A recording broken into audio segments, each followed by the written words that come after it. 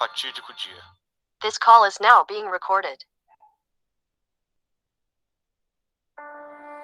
Senhor, as cortes ordenaram a minha prisão por obediência a Vossa Alteza. E no seu ódio imenso de perseguição, atingiram também aquele que preza em o servir com lealdade e a dedicação do mais fiel amigo e súdito. O momento não comporta mais delongas ou condescendências. A revolução já está preparada para o dia de sua partida. Se parte, temos a revolução no Brasil contra Portugal. E Portugal atualmente não tem recursos para subjugar um levante que é preparado ocultamente, para não dizer quase visivelmente. Se fica, tem Vossa Alteza contra si o povo de Portugal, a vingança das cortes e direi até a deserdação, que dizem já estar combinada.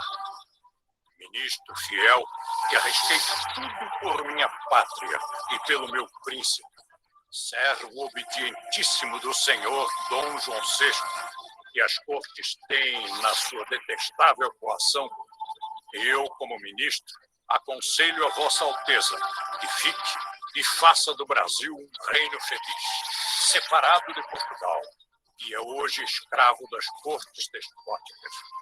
Senhor, ninguém mais que sua esposa deseja a sua felicidade. E ela lhe diz, em carta que com esta será entregue, que Vossa Alteza deve ficar e fazer a felicidade do povo brasileiro, que o deseja como seu soberano, sem ligações de obediência às despóticas cortes portuguesas que querem a escravidão do Brasil e a humilhação do seu adorado príncipe regente. Fique. É o que todos pedem ao magnânimo príncipe que é Vossa Alteza, para o orgulho e felicidade do Brasil.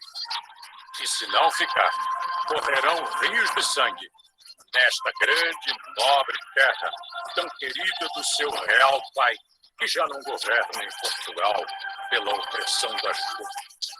Nesta terra que tanto estima a Vossa Alteza e a quem tanto Vossa Alteza estima.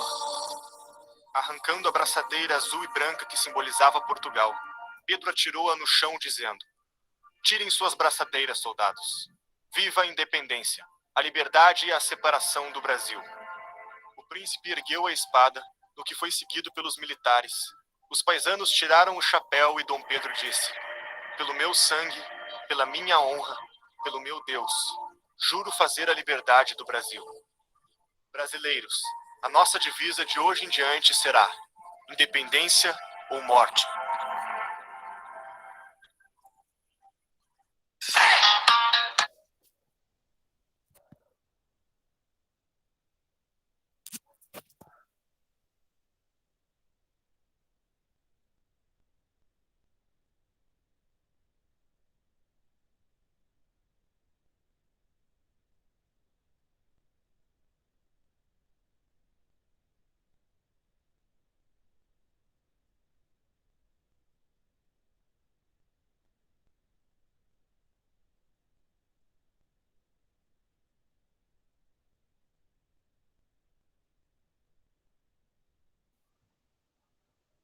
Gente, isso é fantástico. Daqui a pouco eu te respondo, Lara. Isso é fantástico, tá? Esse lema, independência ou morte, é o mote desse momento. O Brasil tem, de diferente dos outros países, de todos os outros países do mundo, que foi o fato de ter sido o próprio filho do rei, né? O príncipe regente do Brasil, que proclamou a independência da nossa nação. Isso, de verdade, é único no mundo. Isso é incrível, tá? Isso é realmente muito interessante. Lara, na verdade, meu dia é segunda-feira, tá? Com os novos horários da escola pública estadual, eu não sei de verdade como é que os meus horários vão ficar, mas a princípio eu continuarei com vocês na segunda, tá? Então, a gente está aqui hoje, na segunda-feira, nós estaremos juntos novamente, tá bom? Eu vou fazer agora uma apresentação para vocês, gente, de algo que... Eita, deixa eu ver se... Deixa eu parar essa apresentação aqui.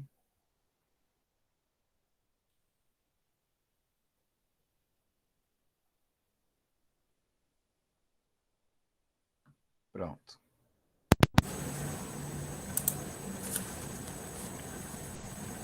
Isso aí. Ok, apareceu para vocês. Vejam, eu quero hoje... Eu já fiz aqui interpretação com vocês de frases. Eu já fiz interpretação de texto em prosa, mas texto literário em prosa, né? E hoje eu quero fazer aqui uma interpretação de texto de um texto científico, tá? Um texto científico. E aí eu quero, por se tratar de um texto científico, mostrar para vocês as características deste texto, mas, sobretudo, eu quero interpretá-lo com vocês, tá? Então, eu gostaria de saber se alguém quer me ajudar com a leitura. O texto é esse aqui, ó. É até Eu aqui. gostaria. Por favor. Deixa eu aumentar um pouco mais a letra para ficar melhor a visualização.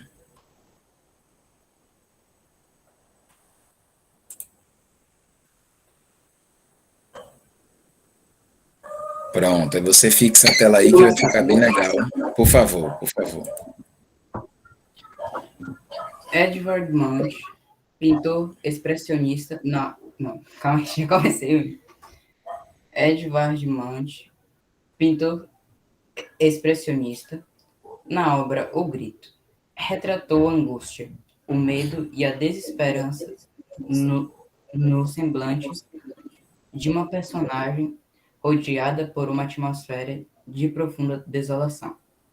Para além do quadro, no Brasil, o sentimento de milhares de indivíduos assolados por incapacidades, doenças mentais, é, em muitos casos, semelhante ao ilustrado pelo artista.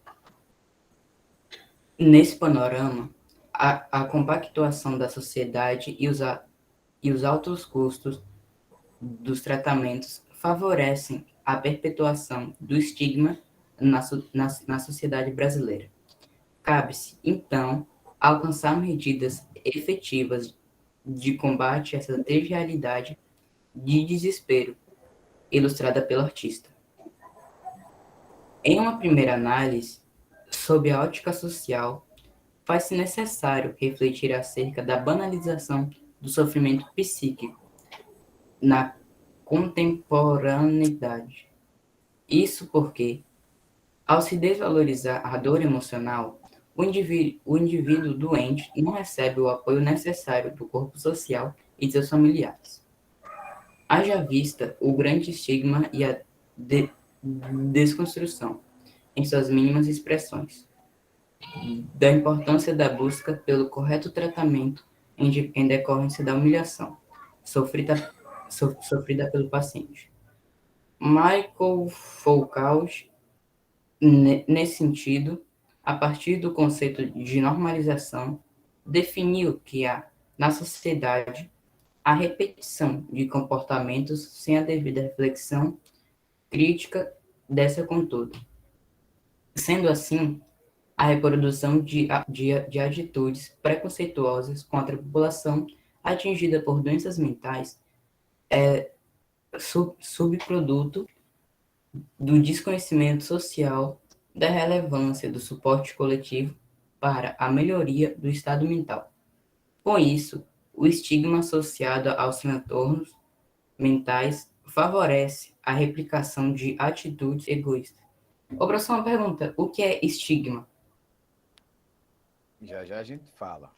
A interpretação é depois, leia. Deixa eu conferir. Lá em cima. Há demais, em segundo plano, o elevado custo no tratamento das doenças mentais fomenta a caótica conjuntura atual do país. Essa correlação pode ser estabelecida em decorrência dos altos valores dos medicamentos e das consultas psicológicas, o que afasta a população menos favorecida do acompanhamento extremamente necessário à sua sobrevivência. Segundo o Conselho Federal de Psicologia, o valor médio da sessão de terapia é de R$ 150 por visita. Isso revela o caráter excludente do acesso ao tratamento para a população mais pobre. Nesse contexto, aqueles que necessitam do auxílio psiquiátrico ficam reféns da falta de apoio governamental para arcar com os altos valores do tratamento. Dessa forma, a desigualdade estrutural do Brasil afeta os doentes. Torna-se evidente, portanto, que o preconceito social e o grande abismo econômico do país favorecem a perpetuação do estigma à doença mental. Para reverter esse quadro, é preciso que o Poder Executivo, por intermédio do Ministério da Saúde, faça, em conjunto com os familiares do doente, a promoção e o incentivo ao tratamento psicológico. Isso deve ocorrer por meio da contratação de psicólogos e da criação de projetos, como o Cada Vida Conta, que valorizem a sobrevivência, a fim de oferecer consultas com preços populares e alertar a população da importância de cuidar da saúde mental. Espera-se, assim, que os sofrimentos emocionais retratados pelo pintor Munch pertençam apenas ao plano artístico. Meu querido, muito obrigado pela leitura. Uma belíssima leitura você fez.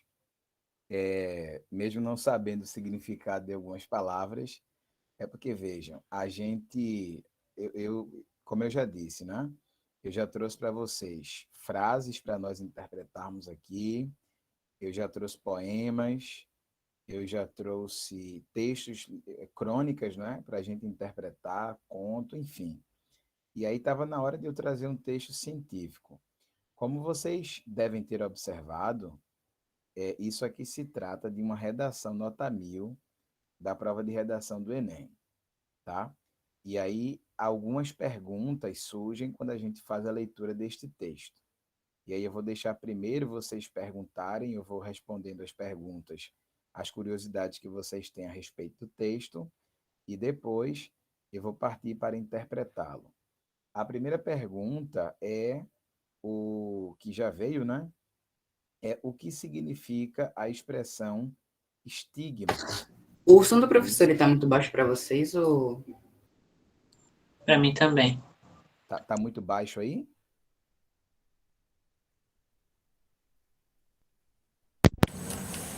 Bom, melhorou para vocês ou continua a mesma coisa agora? Agora melhorou. Pronto. Então, vou ficar sem o fone de ouvidos aqui. Então, veja, estigma. O que é um estigma? Estigma, digamos que é uma marca. É um selo que a gente coloca num determinado indivíduo. E este selo é negativo, tá? Antigamente, os escravos recebiam uma marca e quando as pessoas olhavam para o escravo e via aquela marca, eles sabiam já que se tratava de um escravo. Era tipo aquele... Não tem um ferro que a pessoa pega para queimar o boi, né, para marcar o boi. Enfim, faziam aquilo com escravos. E aí o nome daquilo é estigma, tá? Então, vocês podem ler o texto aqui colocando estigma como um tipo de discriminação. Então, é uma discriminação que, no caso aqui do texto, né, existe contra as pessoas que têm problemas. Que tipo de problema é esse? Segundo o texto. Olhem para ele. Problemas psicológicos, muito bem. Então, a gente já identificou qual é o tema deste texto. O tema deste texto tem a ver exatamente com as questões das doenças mentais, É isso, então, é um texto que fala sobre doenças mentais, e especificamente a maneira como a sociedade brasileira se comporta, estigmatizando as pessoas que têm problemas mentais, entendeu? Enfim, olhando para elas com um preconceito negativo e discriminando-as, tá? Dividindo-as, separando-as, enxergando-as como se não fossem seres humanos ou como se fossem pessoas extremamente agressivas, antissociais ou alguma coisa dessa natureza. Então, ou seria melhor colocado um peso para a sociedade. Então, isso é o estigma associado a pessoas que têm incapacidades, que têm doenças mentais, enfim, é isso, tá? Façam perguntas sobre o texto, curiosidades que vocês tenham tido durante a leitura, dúvidas.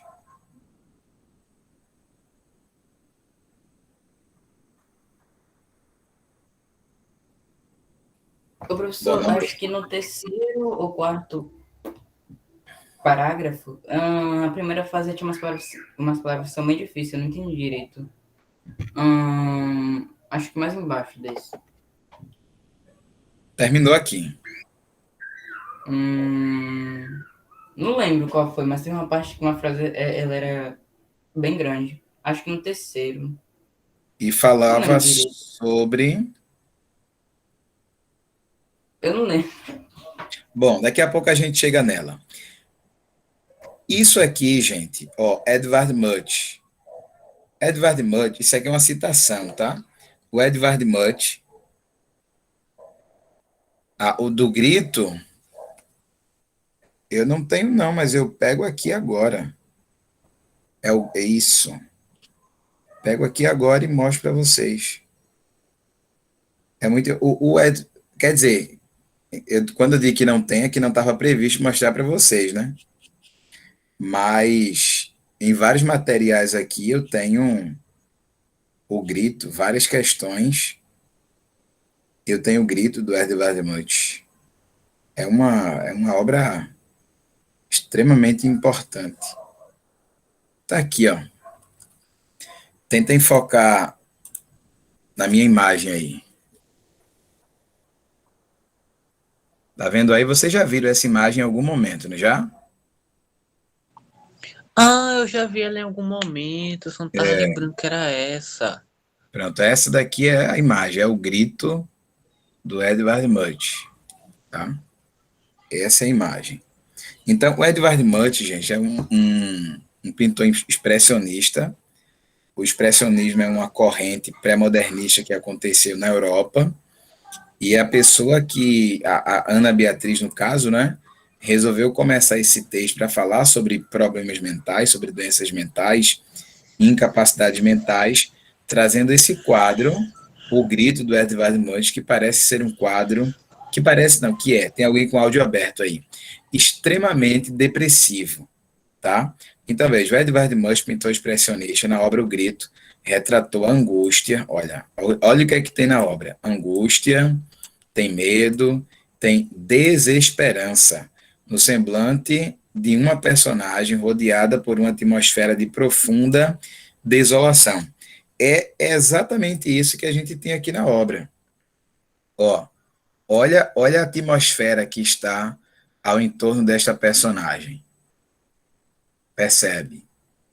É um cenário, sei lá, pós-apocalíptico. Um negócio assim bem complicado. Ele também Então, é atleta de cores, ele faz parecer que o personagem ele tá como se fosse atrás de um incêndio. isso dá essa impressão. Então, vejam, para além do quadro, depois da Ana, é Ana o nome dela, depois da Ana fazer uma citação, ela traz o texto para a realidade do Brasil. Olha como ela faz isso.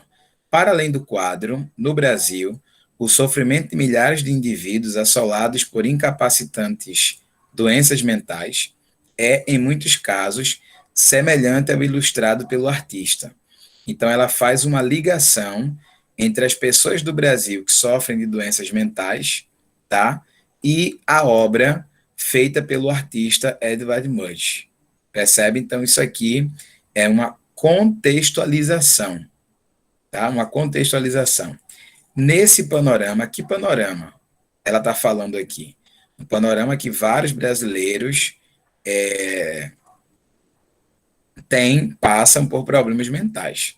Tá? Então, nesse panorama, a compactuação da sociedade e os altos custos dos tratamentos favorecem a perpetuação do estigma na sociedade brasileira. Ou seja, o fato de a sociedade brasileira, de alguma forma, estar unida, entre aspas, né, contra as pessoas que têm doenças mentais, e também o fato de os tratamentos para esse tipo de doença serem muito caros, faz com que as pessoas estejam cada vez piores e a sociedade, que não desfruta desse problema de incapacitação mental, tem um estigma contra essas pessoas, ou seja, tem um preconceito, uma discriminação contra essas pessoas.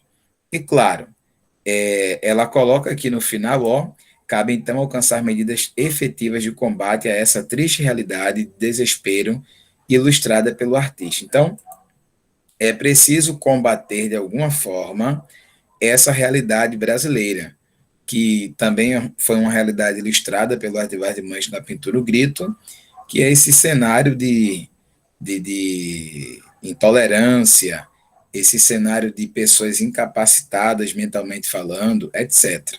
Tá? Veja que é um parágrafo muito bem contextualizado, ok? Olha o primeiro parágrafo aqui de desenvolvimento. Em uma primeira análise, sob a ótica social, faz-se necessário refletir acerca da banalização do sofrimento psíquico na contemporaneidade. Contemporaneidade significa nos dias atuais. Dias atuais, tá? Então, o sofrimento das pessoas que sofrem por problemas psíquicos é, de alguma forma, banalizado na atualidade. Por que que isso acontece? Né? Isso porque, ao se desvalorizar a dor emocional, o indivíduo doente não recebe o apoio necessário. Quando a dor do indivíduo é ignorada, banalizada, ele obviamente não vai receber o apoio necessário, seja por parte da sociedade ou por parte dos seus familiares para enfrentar esse tipo de problema. Então, veja que a Ana, depois de fazer uma contextualização no primeiro parágrafo, que é a introdução, ela começa a falar sobre os problemas da banalização do sofrimento. E essa banalização sendo feita tanto pelas pessoas da sociedade, como especificamente pelos familiares. E a continuidade já veja que o grande estigma, a desconstrução e as suas mínimas expressões da importância busca pelo correto tratamento em decorrência da humilhação sofrida pelo paciente. Só um minuto. Aqui a gente tem outra citação, né, do Michel Foucault, e aí ela fala sobre essa questão da banalização do sofrimento das pessoas que passam por doenças mentais. Pedro? Eu olhando bem o contexto do texto e do quadro, eu imaginei assim que a pintura, ela como se fosse para fazer a pessoa que está observando ela ter a sensação de como se fosse, tipo, por exemplo, julgada ele pela sociedade. Porque a expressão que o personagem ele faz com os olhos ele encarando a pessoa que tá vendo aquela pintura, é como se fosse a reação de uma pessoa, ela com medo de você, por você ter algum problema. É como se a pessoa, é como se esse personagem tivesse um problema psicológico e estivesse olhando meio que para o lado, chocada com a reação do indivíduo, sei lá, olhar para ela. Seria isso, não é isso? Perfeita. Eu interpretei o contrário. Eu interpretei como se fosse a pessoa que está no quadro encarando você. Ela como se tivesse a pessoa com medo de você, porque você é como se fosse julgado pela sociedade, entende? Bom, é como se mais você estivesse andando e uma pessoa olha e fica assustada com você. Talvez seja uma leitura possível, tá? Talvez seja uma leitura possível, mas independente, sua observação foi muito boa. No segundo parágrafo, gente, do desenvolvimento, A Ana coloca assim: ademais, vejam, conectivo aditivo, né?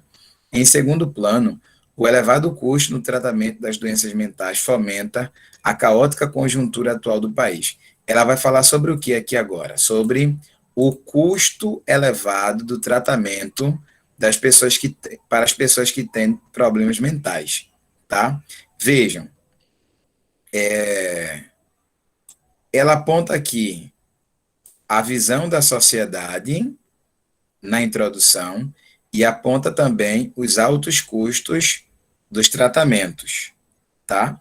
Aqui ela fala sobre a visão da sociedade e aqui agora ela vai falar sobre os altos custos dos tratamentos para as pessoas que têm doenças mentais. O que é que ela tem que fazer aqui, nesse último parágrafo? Mostrar uma solução para esse problema, ou para esses problemas que ela apresentou. Então, ela apresentou um problema aqui, dizendo que pessoas que têm doenças mentais, sofrem estigmas na sociedade brasileira. Ela diz que isso acontece no meio social e familiar. Ela diz que o fato de o custo de um tratamento ser elevado é um problema para esses indivíduos, e aqui ela tem que apontar uma solução, ela tende a apontar uma solução para esses problemas que foram apresentados. Então, ela colocou aqui, torna-se evidente, portanto, que o preconceito social e o grande abismo econômico do país favorecem a perpetuação do estigma doença mental. Para reverter esse quadro, ou seja, para resolver o problema, é preciso que o Poder Executivo, que é o agente que vai realizar a ação, por intermédio do Ministério da Saúde, faça, em conjunto com familiares dos doentes, a promoção e o incentivo ao tratamento psicológico. Então, ela quer que o Poder Executivo faça a promoção do tratamento psicológico para as pessoas que estão passando por doenças mentais. Isso deve ocorrer por meio da contratação de psicólogos, da criação de projetos, como o Cada Vida Conta, que valorizem a sobrevivência, a fim de, veja, olha o propósito aqui, o propósito final, a fim de oferecer consultas com preços populares e alertar a população da importância de cuidar da saúde mental. E aí ela retoma o quadro aqui do Muth, colocando o seguinte: espera-se assim que os sofrimentos emocionais retratados pelo pintor Muth permaneçam ou pertençam, né, apenas ao plano artístico. Então veja que retomada legal a Ana traz aqui para o seu texto, tá? Gente, eu pretendia, obviamente, apenas fazer interpretações com vocês, mas eu acho que eu precisava também cumprir um dever cívico de mostrar a vocês um pouco da importância, de mostrar um pouco, né, da grande importância da independência do Brasil. E foi exatamente por esse motivo que eu coloquei no início da aula, esse vídeo para os senhores.